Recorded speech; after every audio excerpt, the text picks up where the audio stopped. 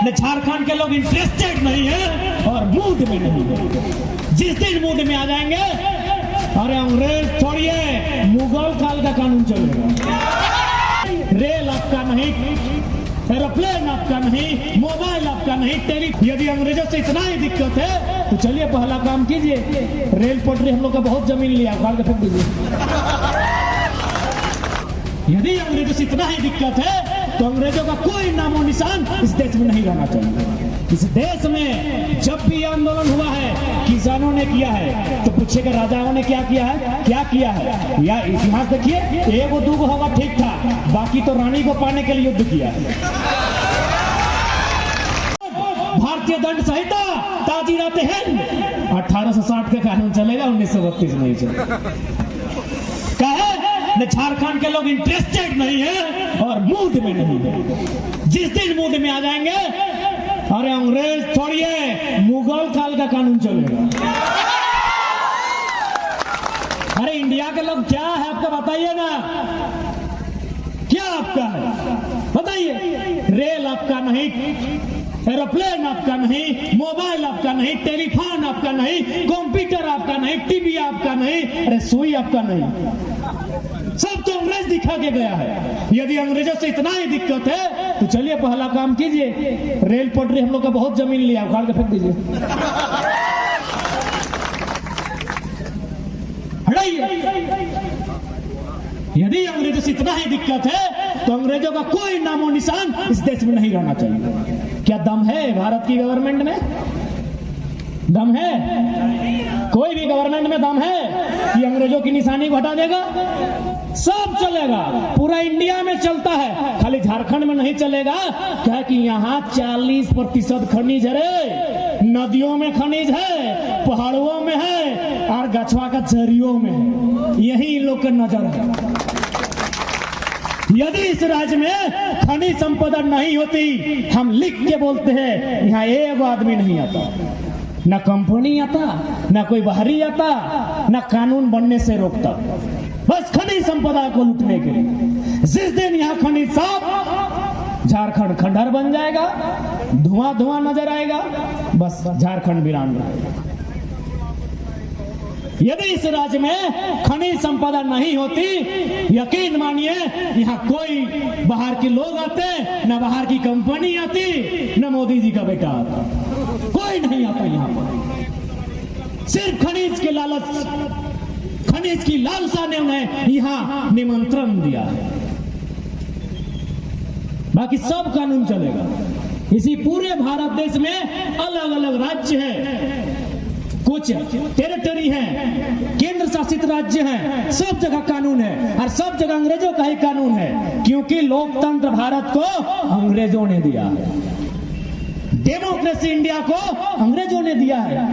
आप बात करते हैं 1932 अंग्रेजों का कानून है, डेमोक्रेसी अंग्रेजों की देन है। आपके पास तो मोनार्ची थी, आपके पास राजतंत्र था, राजा का बेटा राजा बनेगा, डेमोक्रेसी अंग्रेजों की है। इसलिए चलिए हम लोग भी अंग्रेजों का विरोध करते हैं और हमारे पूर्वजों ने किया ही है, क्योंकि अंग्रेजों का सबसे ज्यादा विरोध अगर किसी ने किया है, किसानों ने किया है, याद रखिएगा। गांधी को हीरो किसने बनाया? चंपारण के मूवमेंट ने। चंपारण का मूवमेंट किनका था? किसानों का मूवमेंट था। वल्लभ भाई पटेल को सरदार किसने बनाया? बरदौली के किसान के सत्याग्रह ने। इस देश में जब भी आंदोलन हुआ है, किसानों ने किया है, तो पूछेगा राजाओं ने क्या किया है, क्या किया है? या इतिहास देखिए, एगो दूगो होगा ठीक था, बाकी तो रानी को पाने के लिए युद्ध किया है।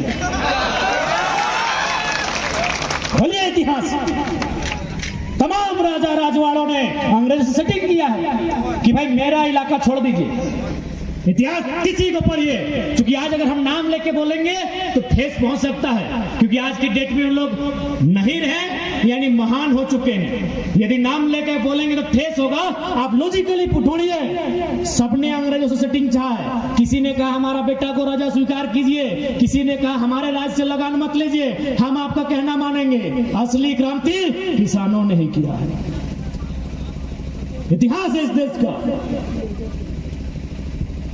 हमारा भी खून खोला है, हमने भी अपने भुजाओं की शक्ति को दिखाया है, लेकिन हमारे पूर्वजों ने, मैंने किसानों ने अपने भुजाओं की शक्ति पहाड़ को काटकर, जमीन को कोड़कर, नदी नाला, खेत खलिहान, बाग बगीचा बनाने में दिखाया है।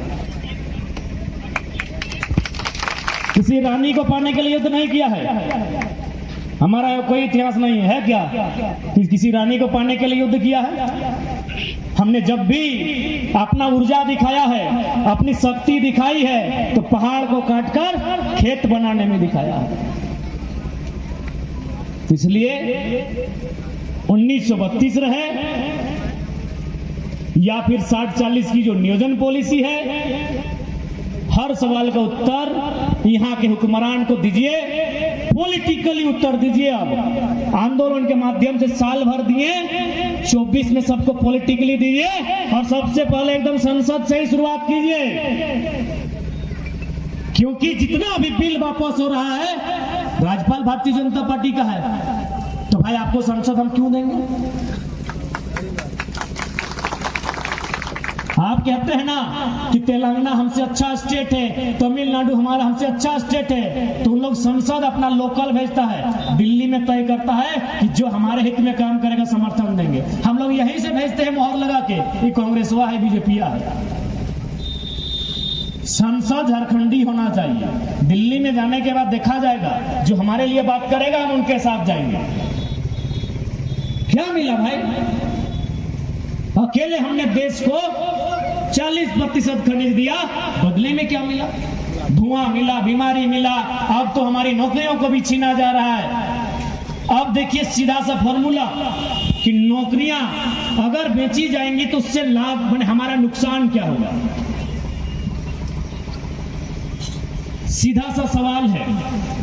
यदि मान के चलिए आज अगर हमारे पास नौकरियां नहीं रहेंगी, जो 60-40 की नियोजन नीति आ रही है, यानी स्पष्ट बाहरियों को बेची जाएंगी, तो भाई पेट तो हमारा रहेगा।